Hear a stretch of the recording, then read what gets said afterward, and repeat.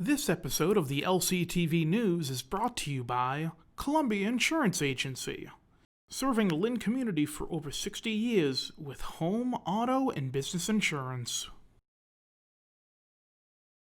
Hello and welcome to a special edition of the LCTV News. I'm your host, Mukala Kabongo. On this edition of the LCTV News, we're going to look back at the peaceful demonstration that took place over the weekend in Boston on the killing of George Floyd. We spoke with residents who attended that demonstration. We also look at the demonstration that was organized in Lynn on Saturday. I'm Mukala Kabongo, and the LCTV News starts now.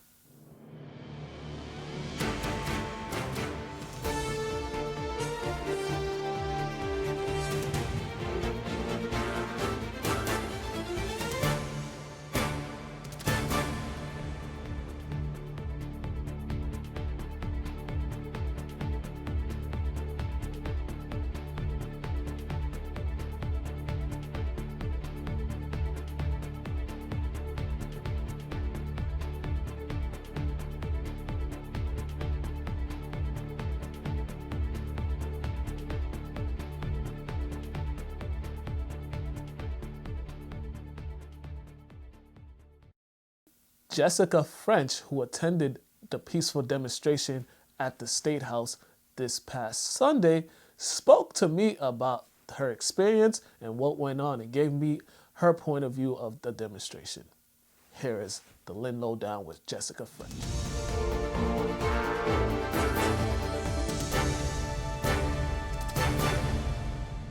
Welcome to another special edition of the Lynn Lowdown, and today we got Jessica French with us.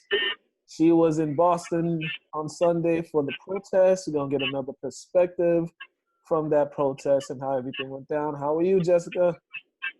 I'm good. Pretty tired from the marching yesterday, but other than that, I feel good today. Yeah, tell me everything. First off, when you first got to the protest, how was it beginning? Did you start at Dudley, where like everybody, or did you just go straight to the State House? Yeah, so we actually planned things out with my friends. So we actually parked my car by the State House just in case anything went down. And then we took the MBTA, the train from the State House to Dudley to meet everybody so we can march. When I tell you that the trains were packed with people, with protesters, it was automatically, you just got that goosebumps. You felt unity. You felt like everybody understood why we were all there in the first place. And then getting off the train, so we got off at Roxbury Crossing, and just getting out of the station and looking down the street was insane. I mean, people got off the station at Sullivan, so they were walking down that. I think it's Mellon Acosta Boulevard. And then you had us walking down the street where Roxbury Crossing is. And it was crazy. We get to Dudley. By that time, I was a little late. So by that time, they had already started marching. And it was just an overall amazing feeling. There was no hostility. There was no sense of, okay, something's going to go wrong here. Yeah. I can't explain it any other than that. It was an amazing feeling. Yeah. And then as you guys got to the State House, you guys walked through Boston and onto the State House, it's a good walk. Talk about the environment when everybody got to the State House. What was it like? Were there anybody taking charge and leading chants, or was just everybody just unified and just all chanting for the same cause? Okay, so I was pretty much towards the back of the march, so I can't really talk about what was happening at the front.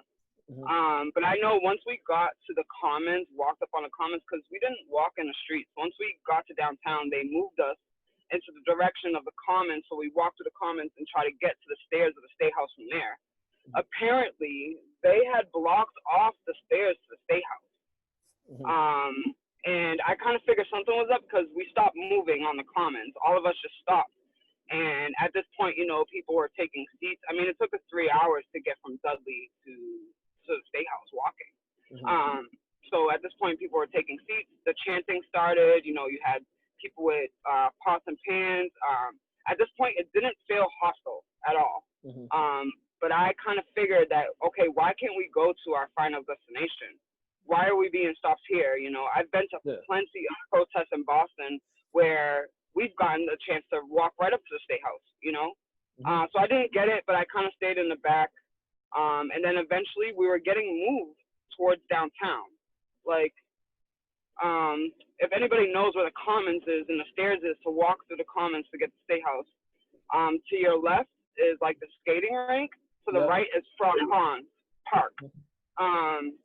So we were getting pushed by the crowd, and I don't know why, because I can't see. There were so many people, but we were getting pushed to the crowd to the right of Frog Pond Park. So eventually I was just like, you know what, it looks like everybody's leaving, so let's lead that way, or, you know, let's see if we can actually get up to the State House. There was no way we could get up to the State House, so I ended up on the corner of Tremont and Park Street. Okay. And that's where things got interesting. Yeah. What time would you say that was? What time would you say that was? So we got to the State House around 9 o'clock.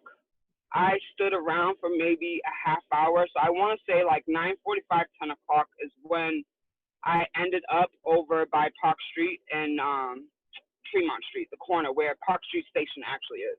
Yeah. So I want to say it was around 9:30, 9:45 that we were at that corner. And like I said, mostly because we got pushed that way with the crowd. And, you know, I was at this point, I'm like, I'm trying to find an exit. So I noticed that there was people banging on the doors of the train station. I'm like, why are they, you know, is the looting starting? I was kind of confused because I didn't know what was happening, why they closed the train stations down. At this point, there, you know, nothing was happening. There was no hostility. You know, you had the chanting and stuff like that, but there was nothing else going on. People were literally just trying to leave. And they closed the train stations down, and then so that side street where the corner mall was on. Yep. I don't know what street that is, but that's over literally right across the street from the Park Street station. And there was I guess a line of police officers there because they didn't want anybody going downtown, obviously. Okay. So they had set up, I guess, riot people blocking those side streets to try to get downtown to downtown. So there was people there, they're chanting, you know, stuff like that. All of a sudden, my girlfriend actually has video of this, and I have the aftermath video of it. Everybody was standing there, so imagine just people in that main street. There's thousands of people in the main street. Yeah. Out of nowhere, a cop car just comes peeling through the crowd. A couple people didn't get hit directly on, but they did get moved out of the way. Yeah. And then he went down that side street where the corner mall is. Mind you, there was hundreds of people there. There was nowhere for him to go. And he's literally plowing through the crowd. So at this point, now people are mad. The people that got pushed over and moved, they started banging on the police car. They started throwing water bottles. That's when things really got out of hand. But it wasn't up until that point where police forcibly moved through the crowd when things got violent. And after that point, things escalated more from there. When whoever was driving the police car did what they did, how fast would you say they were going? They were definitely going more than 10 miles per hour, I tell you that. They came up from Tremont, I don't know if that's Tremont Street or Park Street. I think that's Park Street. And just faster than, you know, somebody riding a bicycle was. Because there was people going by on bikes, but he was just, I'll tag you in the video when we get off this call so you can see how fast. I mean, even motorcycle cops were doing it too. They had just had no regard for public safety, you know? Yeah. And I've never personally seen that at any protest before. I've never seen cops agitate a situation like that. Not to say that they did it on purpose or whatever, because I don't want to make this, you know, a big thing, but at the end of the day, I've never seen that before. If there's a group of people, why would you plow through them like that and expect them to be okay with it afterwards, you know? And normally you would see officers have someone with a megaphone or something to direct the people or to tell people what they can and can't do, and it seemed like there was none of that. There was none of that. There was none of that. There was no megaphones telling people to go home. I didn't hear any of that. I only heard the people in the crowd. There was people in the crowd with microphones telling people, like, go this way, go that way. If you need to go to Wonderland, go that way. There was more protesters in this that were helpful than anything else. And when I'm sitting there, I had a 16-year-old girl with me, my best friend's daughter, and the people I'm with that I love, and you literally have nowhere to go. When I tell you that before the rioting started and the water balls happened, we were blocked. And there was already tear gas going off at this point. We were blocked in. I couldn't go up Tremont Street. I couldn't go up Park Street. And I can't get downtown. And I can't cross the Commons because at this point, they blocked everything off. So they're trying to push us out, but we have nowhere to go. It was the most craziest thing I've ever been through, trying to figure out how to get the people I love and myself out safely without getting hurt, because they were attacking people too with the batons, and it was crazy. You didn't know which way to go, because if you went that way, you're gonna get hit with tear gas. If you go the other way, you're gonna get hit with the riot baton. So it was kind of absurd. Now, how long were you there? I still can't believe it. How long did it take you to actually be able to get to your car? So I didn't get to my car till 11 o'clock at night. And like I said, I was parked at Whole Foods right behind the State House, which isn't that far of a walk. But in order to get that way, we literally had to wait. The crowds that, once they let off the tear gas and stuff, the crowds, the stampedes, I'm literally like holding people against walls so we don't get run over. So you have to worry about that too. Not only you have to worry about the police and the riot police, you have to worry about people running you over, because everybody's running every which way because nobody knows where to go. And it wasn't, like I said, there was not one officer who said, come on guys, this way. Like, even to people who obviously look like, they're not there to do anything. Like, people that were there crying, scared, trying to get on a train. Like, there was no help for anybody from the police in that aspect. I did not see none of that happening at all. So it sounds like it was a very crazy situation. There were you saw a lot of looting, you saw a lot of videos of looting, people breaking stores, breaking store windows out. Did you witness any of that? I actually didn't. I mean, I saw the Bank of America where things really started. That's where I told you the police officer ran through the crowd, blah, blah. The glass was broken at that point, just at Bank of America, but the police pretty much held up that side of downtown so nobody could get through. So unfortunately, I did not get to see any of the looting or any of that. But as far as I know, I have so many friends, and they got to downtown, but people spread out too, which is, this is why people look down upon stuff like this. I know people at Copley Square, they were on Newberry Street. I even heard people saying, oh, we're going to Galleria Mall. I mean, at this point, it was just out of control. And it's sad at the end of the day, but all those buildings and stuff can be replaced, and merchandise can be replaced, but the lives that we've been losing for hundreds of years cannot. Yeah, and that's the biggest message from that, because so many people are trying to say you shouldn't riot, or you shouldn't loot, you shouldn't do that to buildings, but I mean, you also shouldn't be racist. You also shouldn't be killing somebody because of their skin color, and that hasn't changed. So it's this whole trying to play neutral or trying to play both sides of this whole thing. It's just, at this point, you got to throw it out the window, because people are fed up, and it's just show. We saw a whole state go on fire.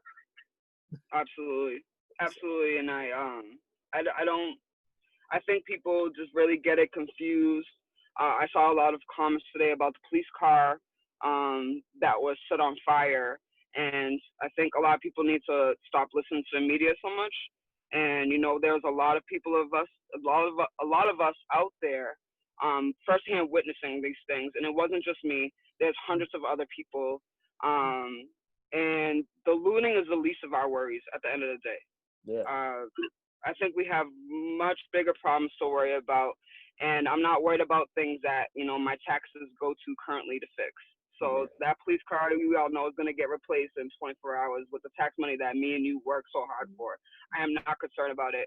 I am more concerned about my brothers, my sisters, my aunt, my grandmother, my dad, any person of color that I love. I am more concerned about that than anything else that could be happening in the world right now.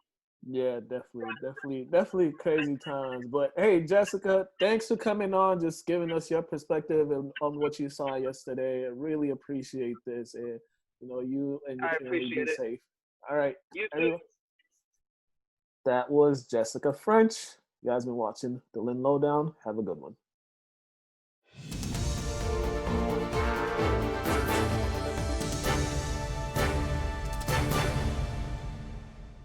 Jessica for coming on to speak with us.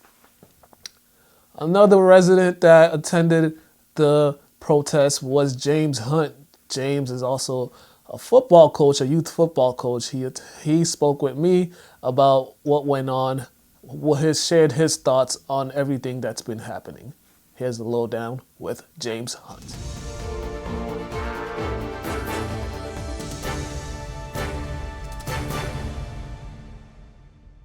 Welcome to another special edition of the Lynn Lowdown, and today we have Mr. James Hunt here with us. James, how are you, sir? I'm good. How are you? It's been a crazy week. It feels like it's been 3 months, but it's only been a week, so it's been a while. But we'll get through this. I'm saying you were also. We've been talking with the folks who were at the protest this past Sunday in Boston. James is in attendance. So tell me about the experience. The experience to me was good. The youth, the young energy. It was like you could feel it through your bones, like when they talked and how much they meant everything they were saying. It was the electricity was incredible. Mm-hmm. There was some unfortunate stuff that happened, but I'm gonna be real blunt. Like I'm one of those guys that is just I'm gonna speak my mind. Mm-hmm. And my mind is this: there was some rioting and looting, but it's no different than when we dropped bombs on Japan and we killed innocent women and children. They called it what? Casualties of war, right? Well, that's how I feel about the looting and the riot. It's a casualty of war. I mean, there's gonna be the little bit of people that are gonna be a little more extra hostile than they should be. Mm-hmm. Like I personally wasn't looting, but I wasn't mad that these stores were getting smashed. I'm angry. I'm angry, and I'm tired of hearing people say that. Well, they took away from the peaceful protests. They didn't take away from nothing. I believe that there were some people that did some wild. They didn't take away from hearing the girl's sister that got shot and killed when the cops ran in the wrong place. Her just sitting there right beside me. I have the video and everything. Mm-hmm. Her sitting right beside me, crying, yelling about how she feels and how her sister got murdered by the police. Like I'm more angry about that than I am about something that the insurance company is going to replace anyway. Yeah, and from speaking with other folks who were in attendance, the looters and the folks that were vandalizing stores and looting stores were people that weren't part of the movement, that weren't part of the protest, that didn't come for the reason everyone else came. Those people were looking for a reason were already looking for a reason and found a reason to do what they did to them stores. So it was a small group of people. From speaking with people, it seemed like it was a small group of people.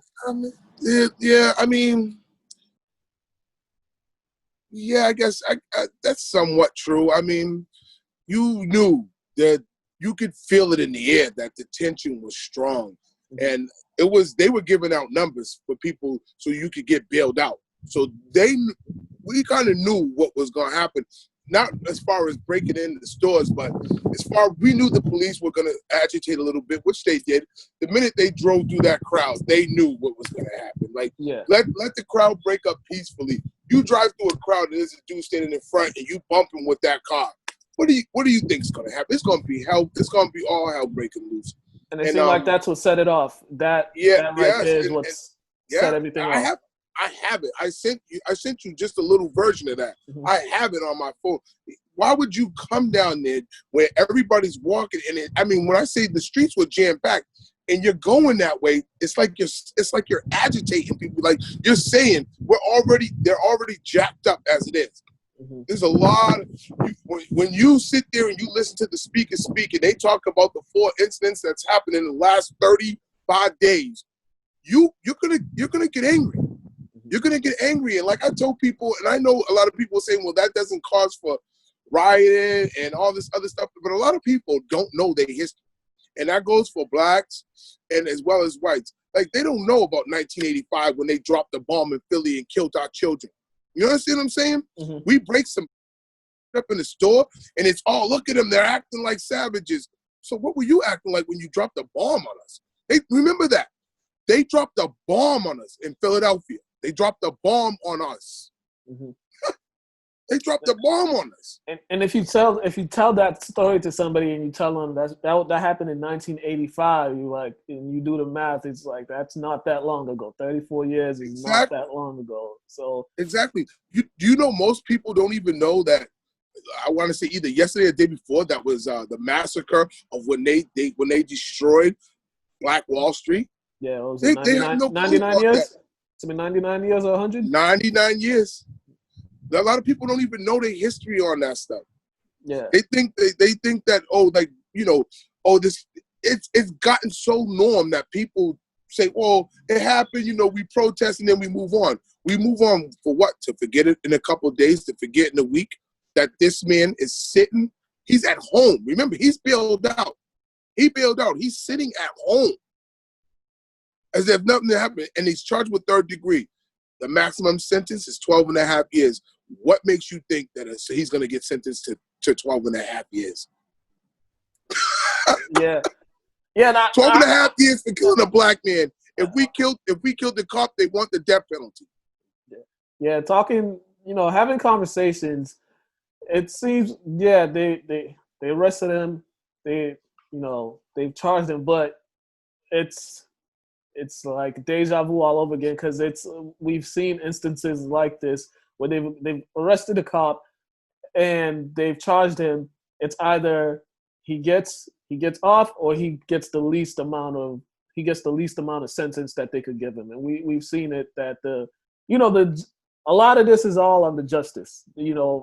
African Americans, people of color are fed up with justice not being served for people who are supposed to protect and serve them. And this is, this is 4 years of pent up aggression, bottled up aggression that just took its toll. And we got 3 straight weeks of people of color dying for no reason.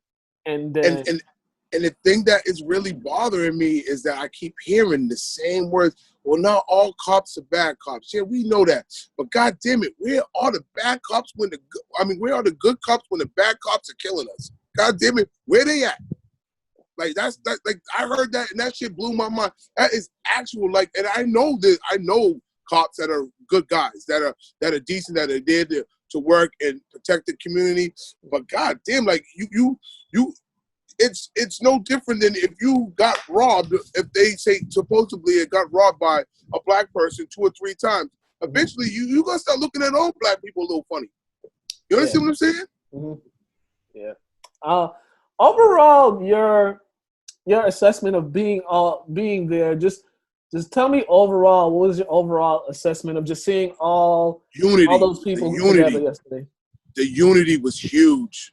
The unity was like you could feel the love and everybody, it was just vibrant. Like everybody was one, man. And that was, to me, that was big. Black, white, Asian, Spanish, they were all there. It was that unity was just love. Like it was you could just you could feel it.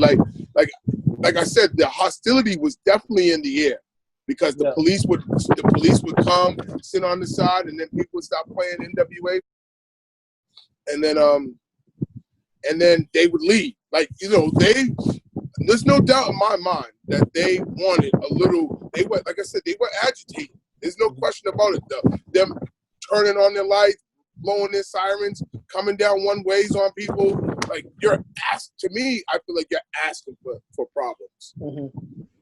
Now, as far as the people breaking in and looting and stuff, like I said, casualties of war.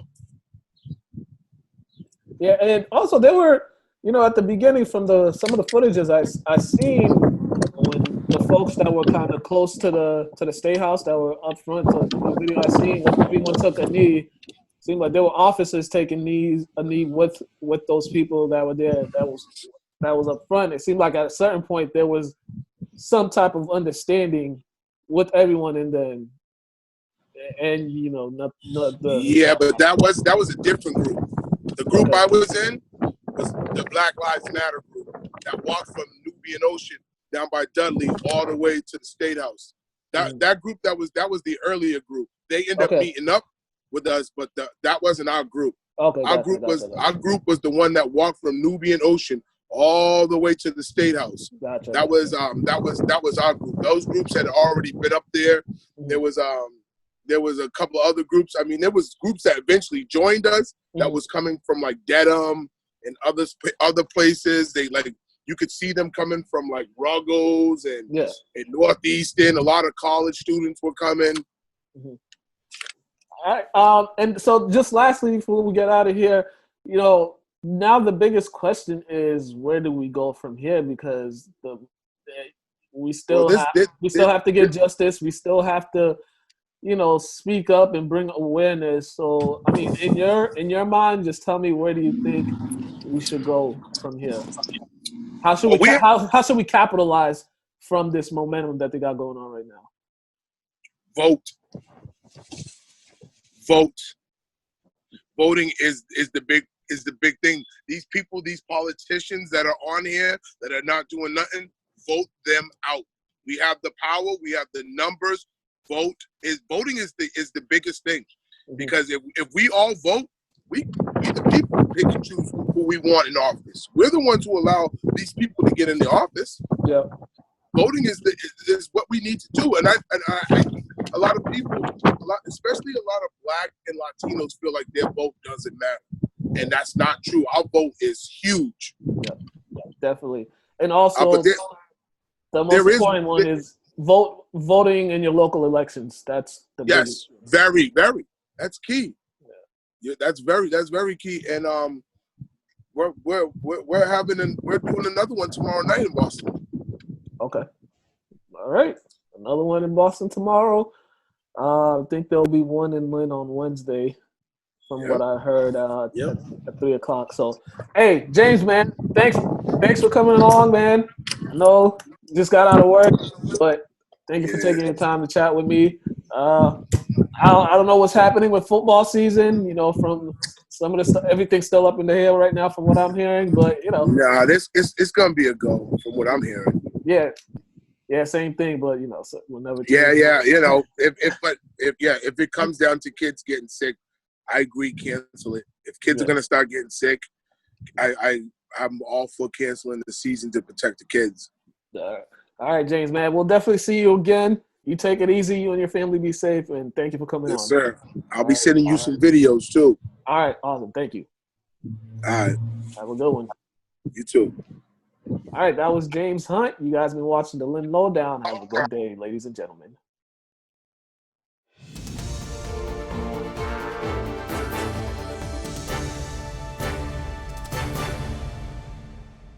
Neil Whitridge, another Lynn resident who attended the rally, also came on and chatted with me about the protest, about the demonstration, and everything that occurred. He shared his thoughts on the killing of George Floyd and what we should do to move forward. Here's the Lynn Lowdown with Neil Whitridge.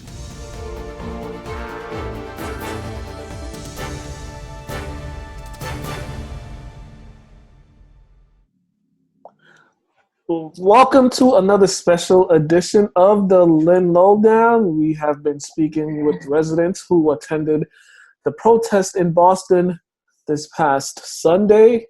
And we have another one, Mr. Neil. How are you doing?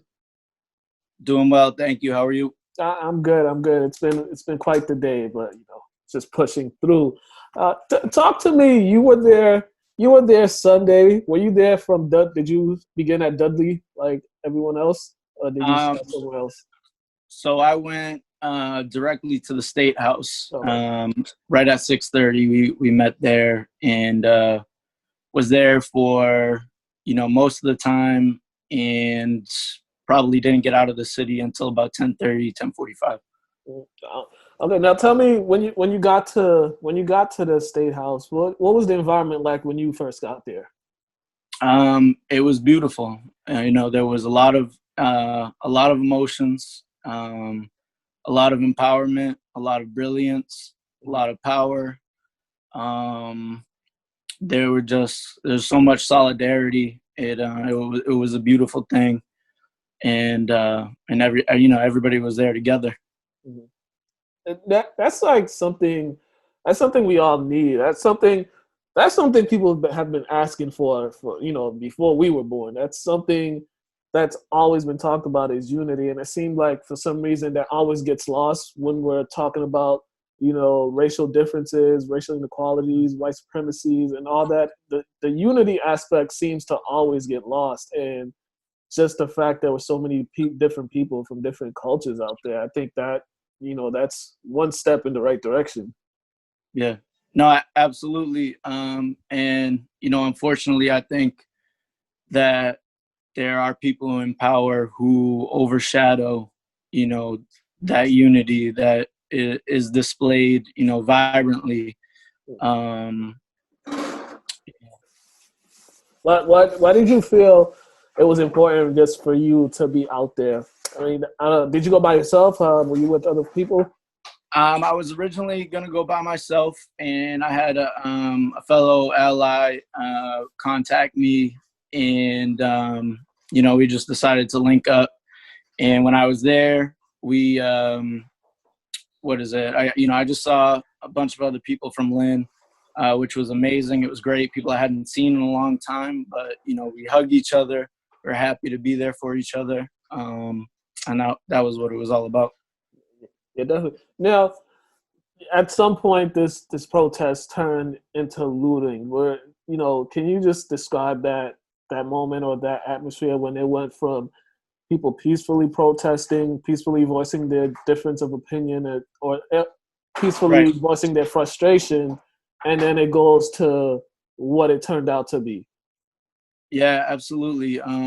So probably even around 8:30, there were people throwing water bottles onto the State House lawn or yard, and myself and others were pointing out, looking out for other white agitators, basically, and trying to get them out from the scene. We can't control people in order to keep it peaceful and whatnot. We did the best we could. And what I remember, because I didn't witness any looting. Of course, I heard that it happened. But I had entered the Commons probably around 9:15, 9:30 from the steps in front of the State House. And there was a loud bang. Once things got dark, things started to turn a little bit. There was a loud boom. And, I saw 20 to 40 officers in yellow coats running, people chasing each other. And it was a little scary, so I headed the other direction, told people to be careful, watch out. And, as streets started to close down and whatnot, there was panic, people start running. And you start running because that's what you see, and you're not going to stand around to find out what they're running from. Yeah, definitely. So there was a lot of that. People running probably from things that weren't even didn't need to be ran from, but that's what happened. There was a lot of confusion and whatnot. So it was scary, for a moment, and I want to say though that. From my experiences last night, Like I said earlier, before this, I'm tired. I have so many emotions and whatnot, but my experience last night is only a microscopic version of, what people of color have gone through in this country, generation after generation. Yeah, and it seems the conversations that I've been seeing a lot is, from African Americans, from non-people of color, is just voicing their opinions. And with that, when some people see African Americans voicing their opinions about white supremacy, some people feel like they're attacking them Right. personally. When in most cases they're not. They're attacking the system and those that allow the system to operate the way it does, not people that that they've known that for a long time that they know aren't about that. But it's some people that feels like they're being attacked as well. Absolutely. Absolutely.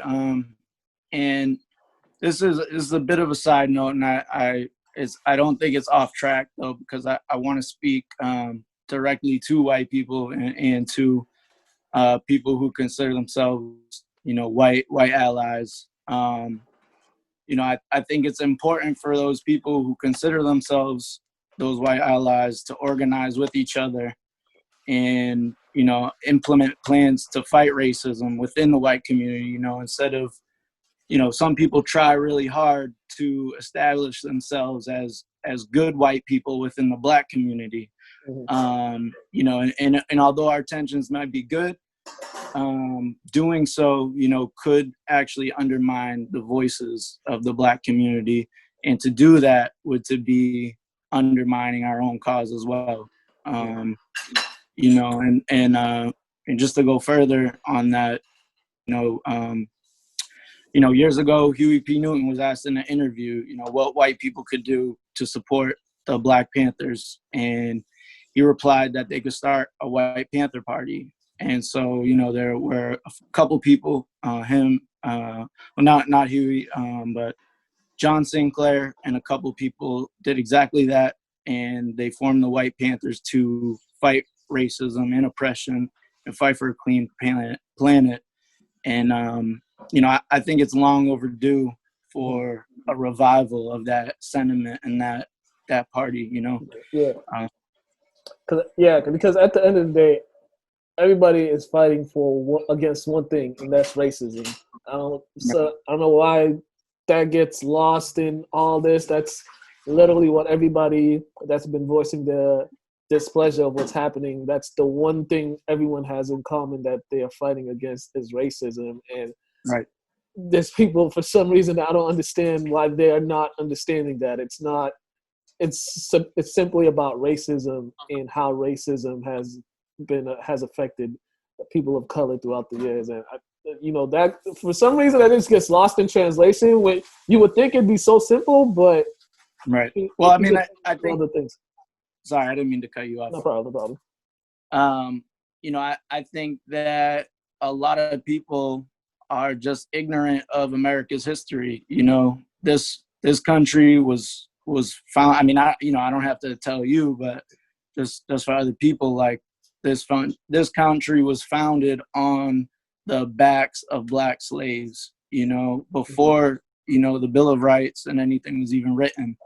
And there are a lot of people who are ignorant of that. And there are even white slaves and white servants at the same time, but obviously they were freed earlier, and their privilege allowed them to move through the social ladder much faster and economically, than others, because of course, we know the story. Well, some of us know the story more than others, but yeah. Now, there's great momentum happening now throughout the country. The city of Lynn, there've been young kids putting together protests over the weekend.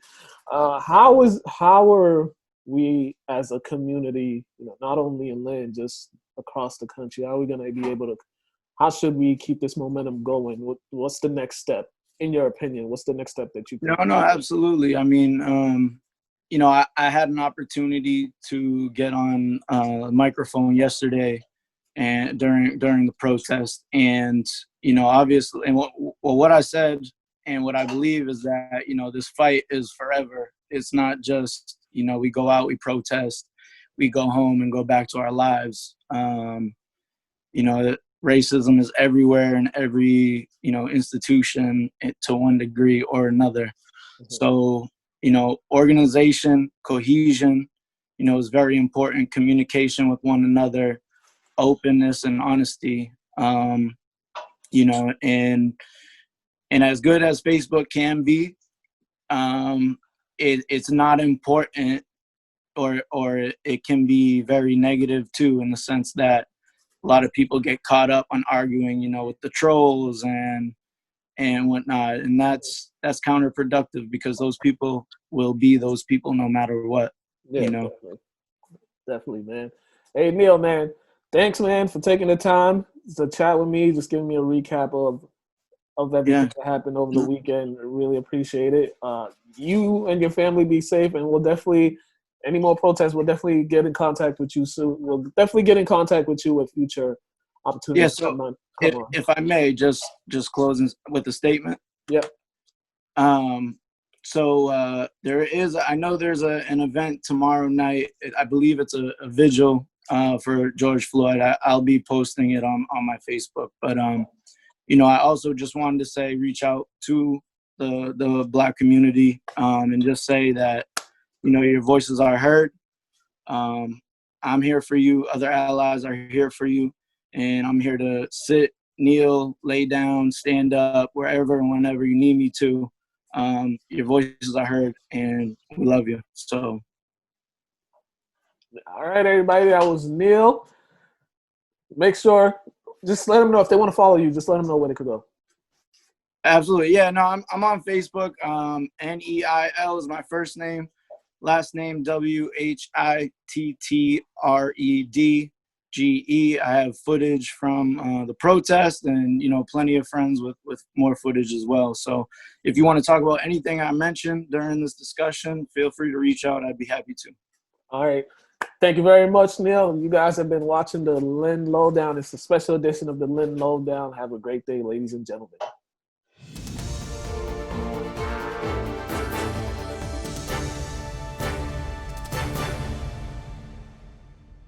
A former Lynn resident, Uchenna, sat down with me to talk about the rally and the demonstration, and shared his thoughts on what's going on in the country. Here's the Lynn Lowdown with Uchenna.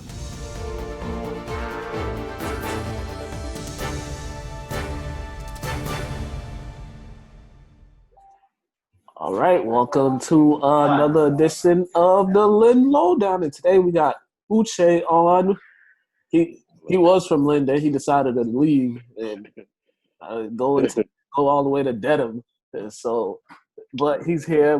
He's here to just shed light on what happened yesterday during the protest on the death of George Floyd at the State House yesterday in Boston.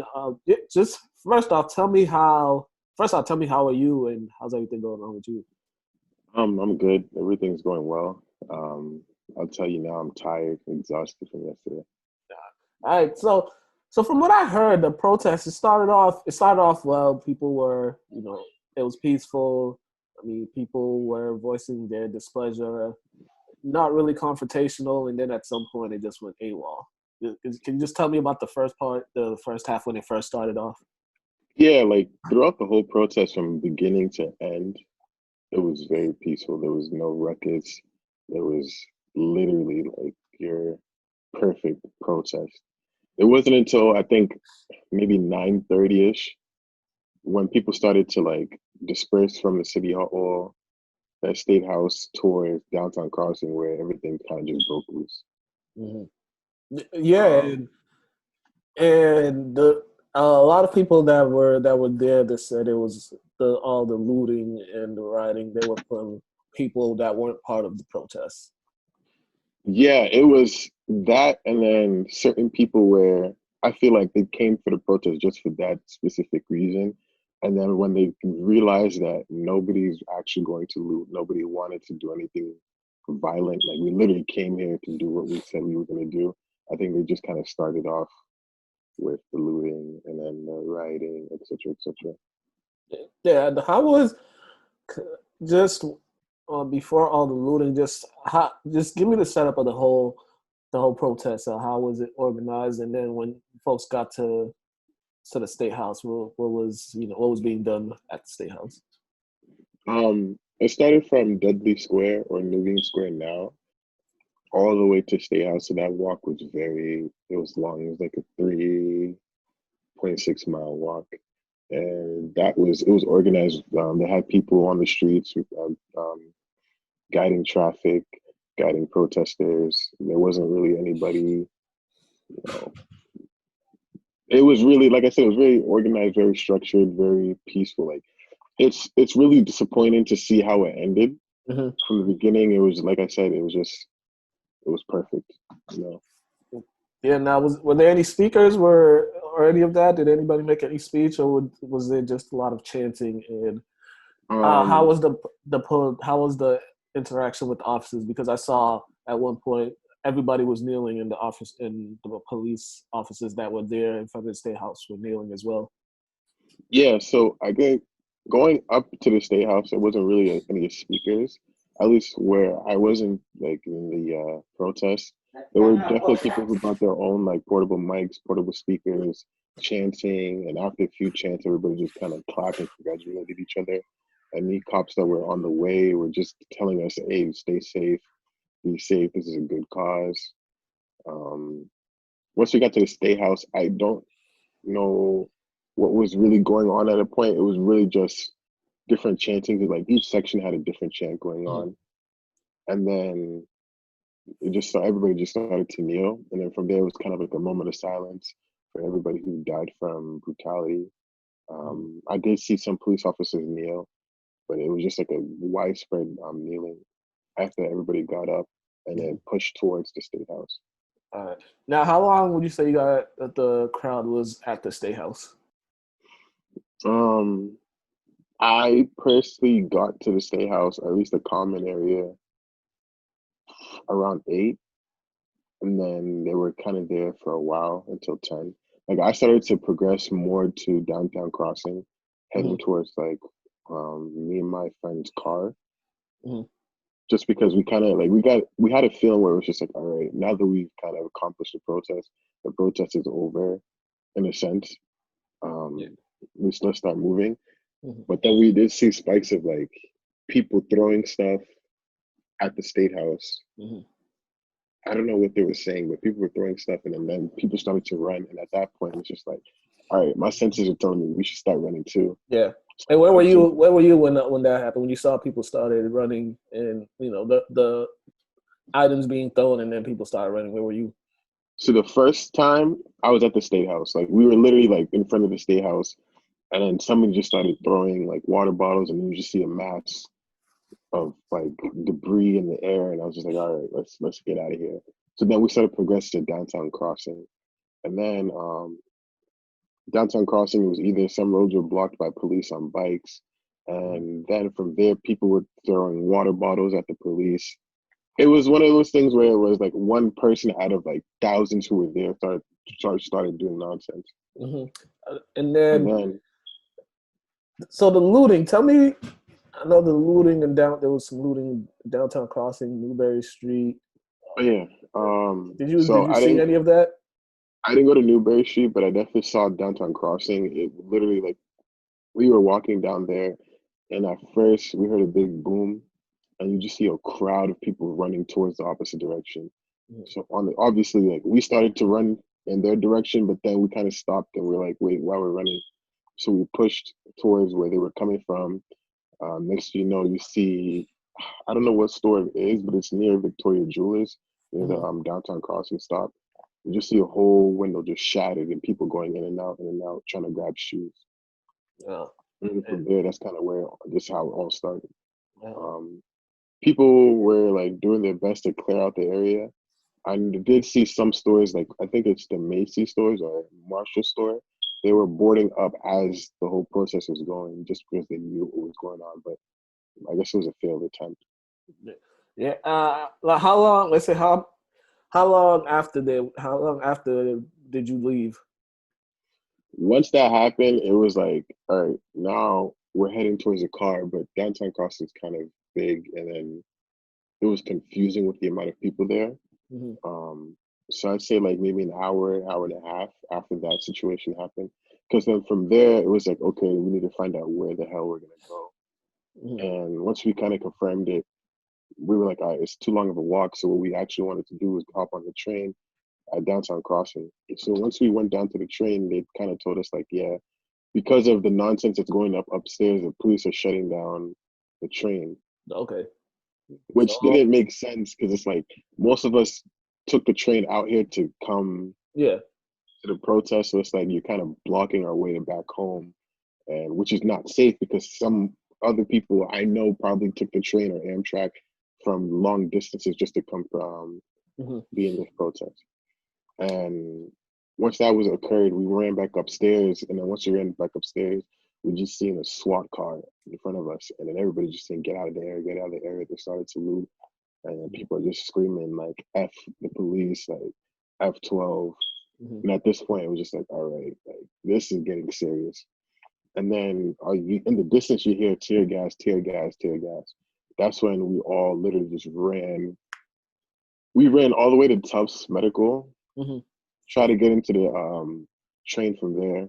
That was shut down, so we were just like, all right. We just ran to the nearest train stop until we got to where we parked our car. Where exactly did you park? Roxbury, Roxbury Crossing. Oh, that would have, that's a troop, but yeah. but overall, it was good until it got bad. Pretty much, it sums up. Yeah, it definitely was very, like I said, it was peaceful. Like I didn't see any problem with it. In fact, I was actually shocked that there was no violence, kind of comparing it to other protests around the country. And then I spoke too soon. Yeah.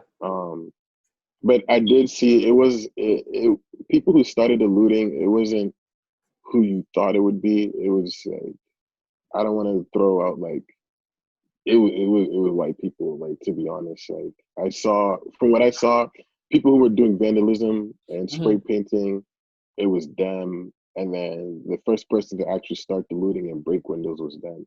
So it was kind of confusing. Yeah, so basically people that weren't really trying to be involved with what was happening. Exactly. I feel like some of them I feel like some of them were involved just because, like I said, you see everything on the news with other places. We were expecting it to get looted. We were expecting it to get violent. So when it didn't get violent, people took matters into their own hands. Hey, man. Hey, thanks for chatting with me, giving me a rundown of what happened, man. Appreciate it. You're welcome. Everybody's safe. You got out there safely. So thanks for what. Thank you, young man. Oh yeah, you graduated too, right? Class of 2020. Yes, they ain't give you no ceremony or nothing. Not yet. So we'll get you something when it's safe to go out again. We'll do something for you. Thank you. All right, man. You guys been watching the Lynn Lowdown. That was Uche. Have a great day, everybody.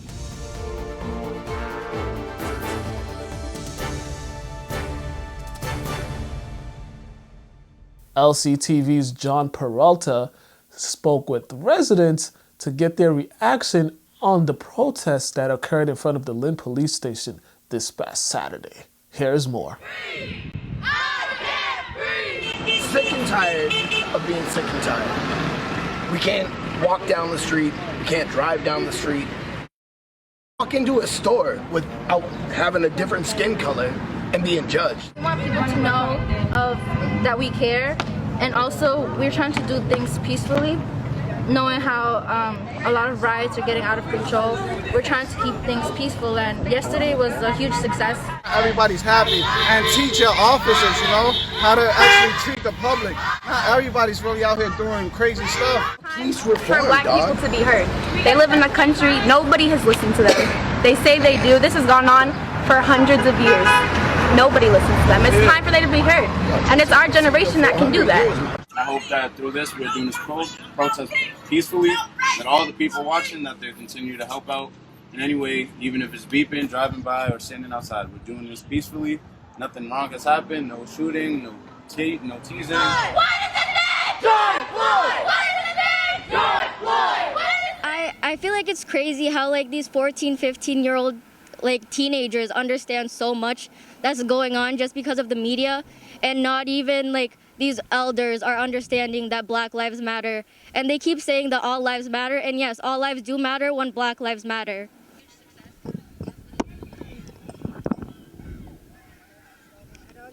All these people are dying just because some white people are just trying to kill them. These cops aren't good.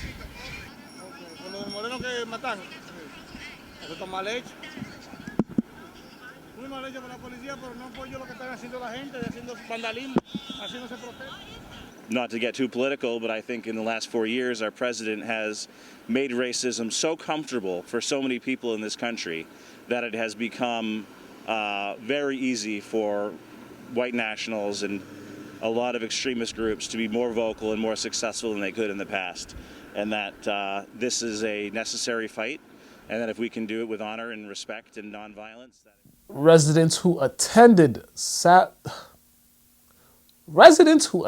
this past Sunday's peaceful demonstration in downtown Boston shared footage with LCTV from the demonstration. Viewer discretion is advised. I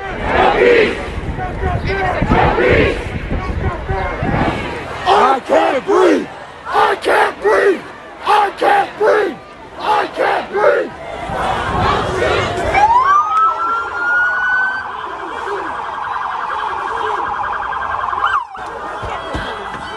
Oh, make this shit up.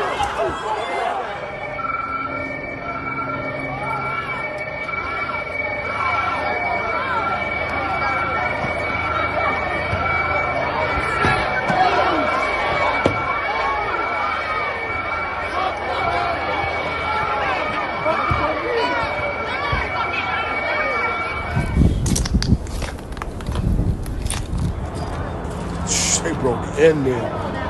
All right, let's go.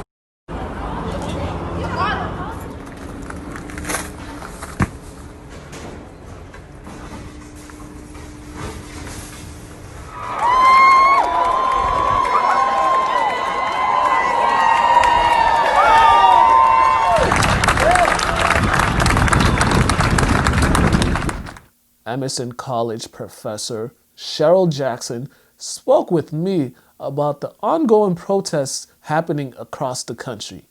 Here is the lowdown with Cheryl Jackson.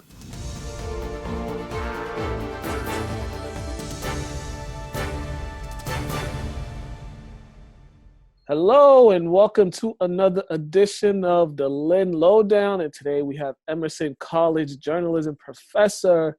She's also a professor in residence at Emerson College, Miss Cheryl Jackson. How are you? Fine. How are you? I'm good. I'm just trying to keep a level head, taking walks and putting my phone down when I need to. Exactly. Let's get right into it. You see what's happening around the country, what began last week and extended through the weekend, and yesterday just got amplified. What were your first thoughts when you first saw all this unraveling? I thought when I saw George Floyd, the actual video of, a man's knee in his neck until he died, I hoped that it was a pivotal moment, because we've seen this play out over and over again. And when they were unable to prove that he'd actually resisted arrest, then we knew that this was done for, just for fun. It wasn't done for a reason that they could explain in any way at all. And so I watched that, but I became sort of hurt by the fact that a lot of the people who were posting on social media were talking about the looting and not about the dying. And my point is, I made this point on my social media. If your first post or your only post is about the looting, then we know already that you care more about the looting than you did the dying. So I have to ask myself how people can look at George Floyd as he dies on the streets, begging for his mother and his life, and still be caught up in the idea of the looting and not really ever mention his dying. And you have to understand that there are some people who just cannot hear us. Mm-hmm. And there are some people who just cannot see our truth. Yeah, a lot of people are just ignorantly make themselves blind to situations, because in any situation, even if you're playing around, play fighting with a sibling or a friend, if you have them in the chokehold or anything and they tell you they can't breathe, the first thing you do is let go. If you have someone in a chokehold for more than probably 10, 20 seconds, you should let go. I mean, anything past 30 seconds, at that point, you should let go. And for that officer, 9 minutes, they said he had his knee on his neck. 9 minutes, he's telling them he can't breathe, and he didn't budge. He didn't move. It kind of shows that this seemed like it was premeditated. Well, the one thing it seemed like to me was that the officer was intent on completing whatever he had started, or maybe he was aggravated by the people standing around saying that you are killing him, or maybe he thought the people standing around, no one would care about their video. But the one thing it seemed to me was that he was intent on doing exactly what he wanted to do, and if that meant killing George Floyd, then he was going to do that. He was not moved by the people saying he can't breathe. He was not moved by the people who said that you were killing him. And what we know for sure today is that the first thing police did was release a statement that said he died at the hospital. It was some kind of medical incident. And so had we not had the video, it would be another tragic death perpetuated by police that we would not have the answers to. Yeah. And then to top that off, we have an independent medical examiner saying that he died from the asphyxiation. So they tried to cover it up. And that's one thing when I talk with some of my friends, they say a lot of cops, a lot of these officers that do these type of things, they do it and feel that they'll get away with it. They'll just get a little slap on the wrist, which is another reason why they feel like he was just had his hand in his pocket, not caring about the results. Yeah, and he, in fact, that officer has gotten away with one thing after the other now that we see his record. I don't know if you know, but I have my own fight for justice in my hometown for the murder of my brother, who I believe was killed by a cop's family. And the cop was the first guy on the scene. My brother died with the cop's gun, and yet they ruled it a suicide. And so I am clear about police cover-up. I am clear that there are also good cops, because one of the people who helped me to kind of understand the evidence was another police officer. But there are people that are attracted to this business because they want to be bullies. There are also a lot of good police officers. But in my own case, the obfuscating that has gone on for years, yesterday we just won an appeal to move forward in our case after filing a federal civil rights lawsuit. And the lies that were perpetuated by the local media, a newspaper I had worked for a decade, to support the police narrative, it was astonishing. And had I not had ties to the press, had I not been a reporter in the past, had I not had the ability to exhume my brother's body for evidence, which cost thousands of dollars, and had I not been able to have firsthand access to the press, my brother's body, the whole story would have disappeared in my hometown. So I'm clear. So when I see this happen, I already know the path. And I already know that the police don't expect to have any kind of consequences. It's not that they plan some strategic way to get around it. They're just like, we're doing this and we will not have consequences. So those officers, I believe, who are perpetuating these kinds of acts, it is something that they have joined the force to do. One thing we see is the people are fed up with all this, and the narrative on what I've seen on social media is the people have been saying the only reason they've been arrested is because of the uprising from the people, everybody that demanded that they arrested the officer, because initially he was not arrested, he was not charged with anything until the people decided to go and raise hell, and that's when they got the results. And it seems like everyone is just fed up with this. Yeah, and I know the feeling of being fed up. I always say that all the resources I had, I still had rage at times running into the injustice in my brother's case. While I don't believe that we have to have the violence, and I don't believe we have to have the looting, I do believe we have to have the protests, because when you have official misconduct by police, sometimes judges, the coroners, all these people, you have this official misconduct, you have to have the press involved. The press is your only answer to the corruption, because you can't get around their holding onto the files.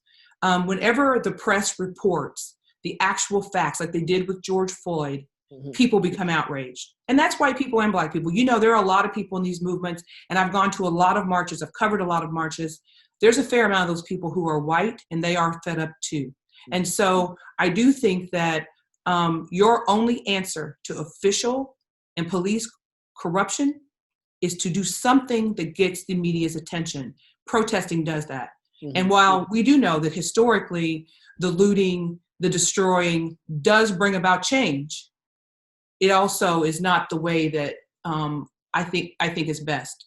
But I will say something else, and that is, at my protests I've had for my brother, which I've had about a dozen, I don't even leave litter behind. You know, they're not. I just go, I protest, I don't leave any litter behind. But I always say this: if I was willing to let a group of protesters come into our town and tear it down, the FBI would have been in my case the next week. I would be closer to justice than I am, and now I'm 7 years still fighting for it. So people see that. Yeah. So I just had this thought this morning of, you know, we're going to look, and when we, you know, down the line and when we look back in history, we're going to see that 2016 was such an important year that the ripple effect from 2016 came into play in 2020. And I say that to say this: Colin Kaepernick, when he first was bringing awareness, this is what he was bringing awareness to, and nobody took him seriously. Everybody called him unpatriotic, un-American, and we've seen what happened with that as far as him trying to play in the NFL again. We've seen the ripple effects of that. Now, also 2016, we have the presidential election. Black women and also people of color warned us that if this is the person that you elect for president, these are the things that's going to happen. We heard it from every prominent black person. Hillary Clinton even told us. Just everyone that knew this president's character warned us, and still it showed that America's way of not listening to minorities or listening to women has them paying the big price now. And we saw that happen with what happened yesterday in DC. Yeah, we did. And you know, the thing about it is, you know, we have Trump as president, and he is a guy who is a bully. He has a history of racism, of documented racism. The federal government actually sued him for discriminating against blacks who were trying to rent his places. And so he has a history of racism. And I struggle with trying to figure out how to get around that, because in my community, like I said, Mike Pence is from that town. Most of the people that I know and I grew up with, they voted for this team of people. And I don't know what to do with that. I really don't know what to do with that, because it's very disappointing, because they know he's misogynist.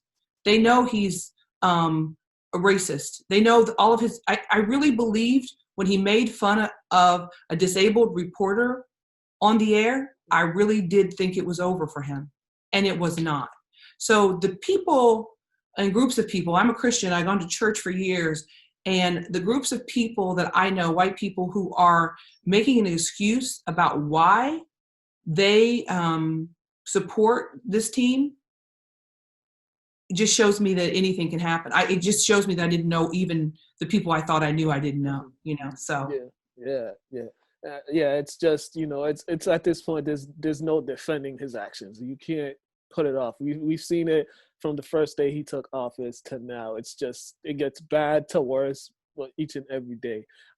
What we also saw, we saw the youth come together. We saw different people from different backgrounds come together this past Sunday in Boston, in downtown, to protest the injustice, starting at Dudley Station and walking all the way to the State House. We saw that. And you know, the ending was not how the organizers or many of the people wanted it to be, but overall, it was something that people needed and something that brought a lot of people together in fighting the same fight, which is fighting the fight against racism. Right. Well, the one thing, I was proud to see people protesting. They were peacefully protesting. But if you notice the headlines around the country, they're all saying this. The protest started out peacefully. You know, we had a good day and then it turned. And while I'm not one for conspiracies, I do believe from people I know that are attending protests, my children are attending protests in Los Angeles, and I know people are saying that it looks like when the sun comes down, there are groups of people rolling in cars who were not protesting earlier. And so maybe there are people, outsiders who are not protesters, who are taking advantage of this by the violence and the looting. And so, yeah, it didn't end well, but the peaceful protest is the idea. I was actually watching the news in Boston when the police officer threw a canister, I assume of tear gas, across where there were about, 5 young white men. And I don't know what had happened, transpired before that, but one of the kids picked it up and threw it right back. It was probably a college kid, threw it back at the police officers. The police officer threw it back halfway through. So the police officer kind of runs and tackles this guy, and the guy gets away and runs from police, jumps the fence, and just goes on about his business. And so I don't think that's what the protesters planned for that night, that disrespect of police. So I am encouraged by police officers around the country, like in Michigan, in Indianapolis, Indiana, where I'm from, Indiana, where police officers saying, we're with you. We don't support this. And I think there are probably a lot more officers that feel that way, but don't know how to say it and to, walk over that blue line and be one of those people who says, I don't support it. But I am concerned because Black men, just like my brother, he was, like I say, shot to death.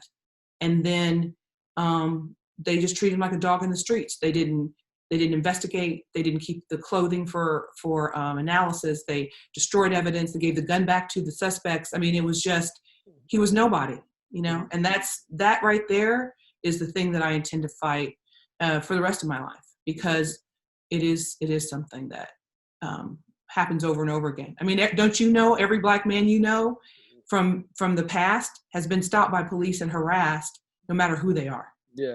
When we just had an incident yesterday in Louisville, Kentucky, a chef who just finally got, he got murdered, and it's just another thing we have to bring awareness to. We're bringing awareness to George Floyd, and now this happens. It's just been a horrible 3 or 4 weeks with the senseless deaths of people who did not deserve to die, and it's opening up dialogue. But I'm one to say at some point we need to stop with the dialogue and we need to have action. We need to have put in place things that's going to make this stop, because every time we have dialogue, it goes on and then it stops, and we just revert back to what's happening. I do feel like this is a little different. It does feel like, you hear people from the civil rights movement saying that next generation didn't carry the torch. They just didn't. And then the next generation didn't. Maybe we have a generation here that will. Maybe this will continue. Maybe people really are tired of this enough that this can perpetuate a change. But when you have the president of the United States dog whistling the police to shoot, that's we're already dealing with people who have a tendency, certain ones who want to shoot or hurt or harm people. And then the president dog whistles them to go ahead and shoot. If there's looting, there's shooting or whatever. Yeah. And so we know that what he's saying to the police agencies is this: if you shoot them, I will support you. So he's not helping. He's escalating, but we know he's a racist. And so his agenda is just to get his own administration back on a track where it can look like he's doing what he's supposed to do. And he's a bully who likes a fight, and he wants to win this fight. So now today he's talking about getting the military involved, and he's already got, the National Guard all over the country. Trump is, he's poking the bear. Yeah, the fascism at its finest. But Cheryl, if you have a lot of work that you've done in your journalism career, please let the people know if they want to go look at some of your work, where could they find it? I have a webpage. It's if you Google Cheryl Jackson at Geller Media, I have a webpage that shows a lot of my work. My LinkedIn profile, my name is Cheryl Owsley, Owsley Jackson. So if you look at my LinkedIn profile, I have a lot of work there. And if you want to follow my brother's case, his name is Cary, Cary, Owsley, Owsley. And there is a link to what happened, a national story about what happened to him and our fight for justice for him. Also, you know, if you Google Cheryl Jackson, Emerson College, all that stuff comes up.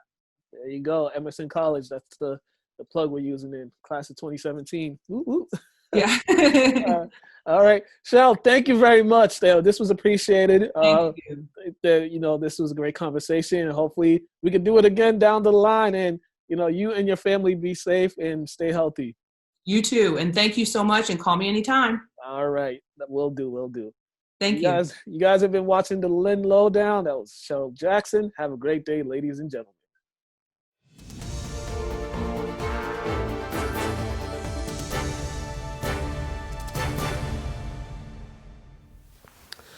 Thank you, Cheryl, for speaking with me about the ongoing issues happening not only in Massachusetts, but throughout the country. You guys have been watching a special edition of the LCTV News. I'm your host, Mukala Kabongo.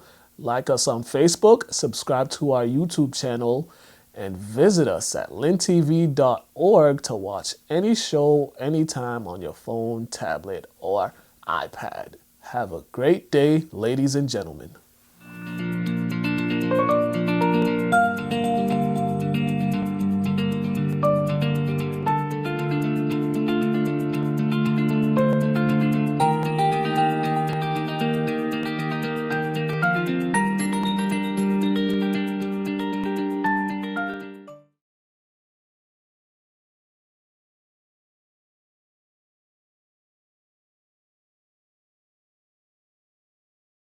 This episode of the LCTV News is brought to you by Columbia Insurance Agency, serving the Lynn community for over 60 years with home, auto, and business insurance.